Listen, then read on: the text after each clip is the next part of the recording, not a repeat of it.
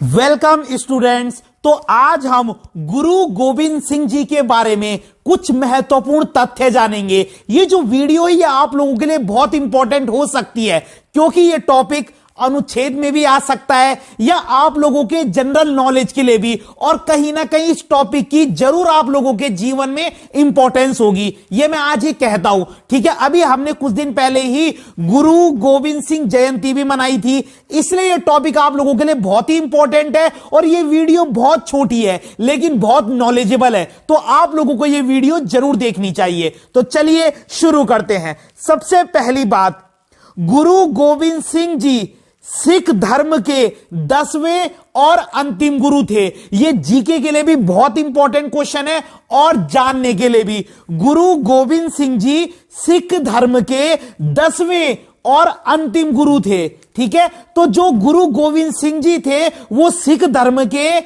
10वें और अंतिम गुरु थे। डन। दूसरा वाक्य है, गुरु गोविंद सिंह जी का जन्म, गुरु गोविंद सिंह जी का जन्म 22 दिसंबर 1666 को, 22 दिसंबर 1666 यानी 1666 को पटना बिहार में हुआ था। डन। तो गुरु गोविंद सिंह जी का जन्म 22 दिसंबर 1666 को पटना बिहार में हुआ था। डन। दो सेंटेंस याद हो गए। गुरु गोविंद सिंह जी सिख धर्म के 10वें और अंतिम गुरु थे। गुरु गोविंद सिंह जी का जन्म 22 दिसंबर 1666 को पटना बिहार में हुआ था। डन। इनके पिताजी का नाम गुरु तेग बहादुर, बहुत इंपॉर्टेंट है। गुरु गोविंद सिंह जी के पिताजी का क्या नाम था?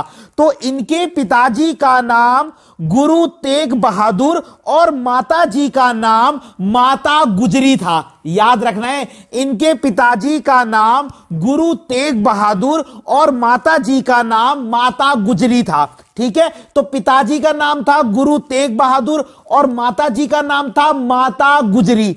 डन। चौथा है, वह एक महान योद्धा, कवि, लेखक और दार्शनिक थे। तो वो एक महान योद्धा भी थे, कवि भी थे, लेखक भी थे और दार्शनिक भी थे। डन। एक महान योद्धा थे, कवि थे, लेखक थे, दार्शनिक थे। वह 9 वर्ष की आयु में ही सिखों के नेता बन गए थे। बहुत इंपॉर्टेंट है, वह 9 वर्ष की आयु में ही, ठीक है, सिखों के नेता बन गए थे 9 वर्ष की आयु में ही। अगला है, गुरु गोविंद सिंह जी ने सिख धर्म के विकास के लिए अनेक कार्य किए। अब जब वो उनके नेता बने होंगे तो उन्होंने उनके विकास के लिए अनेक काम भी किए होंगे। तो गुरु गोविंद सिंह जी ने सिख धर्म के विकास के लिए अनेक कार्य किए।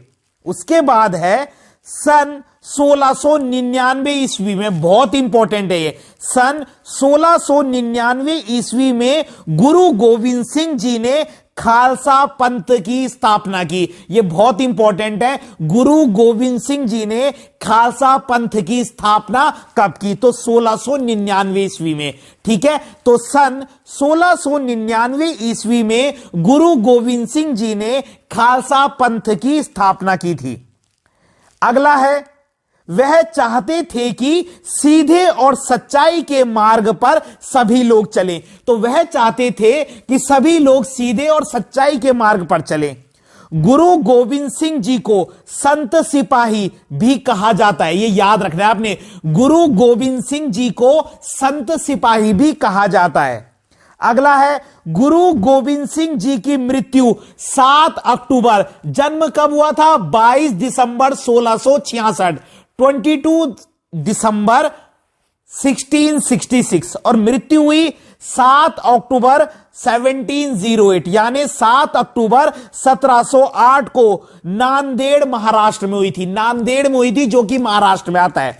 तो गुरु गोविंद सिंह जी की मृत्यु 7 अक्टूबर 1708 को नांदेड़ महाराष्ट्र में हुई थी। तो जन्म तो है 22 दिसंबर 1666 और मृत्यु है 7 अक्टूबर 1708 को नांदेड़ महाराष्ट्र में हुई थी और जन्म पटना बिहार में हुआ था। ठीक है, तो ये बहुत ही इंपॉर्टेंट वीडियो है जो आप आपके जीवन में आप लोगों के लिए काम आएगी। तो अगर आपको वीडियो पसंद आई हो तो लाइक कीजिएगा, कमेंट कीजिएगा। अगर आपको किसी भी टॉपिक पर कोई पंक्तियां चाहिए, कोई कविता चाहिए, तो आप कमेंट बॉक्स में कमेंट कर सकते हैं। धन्यवाद।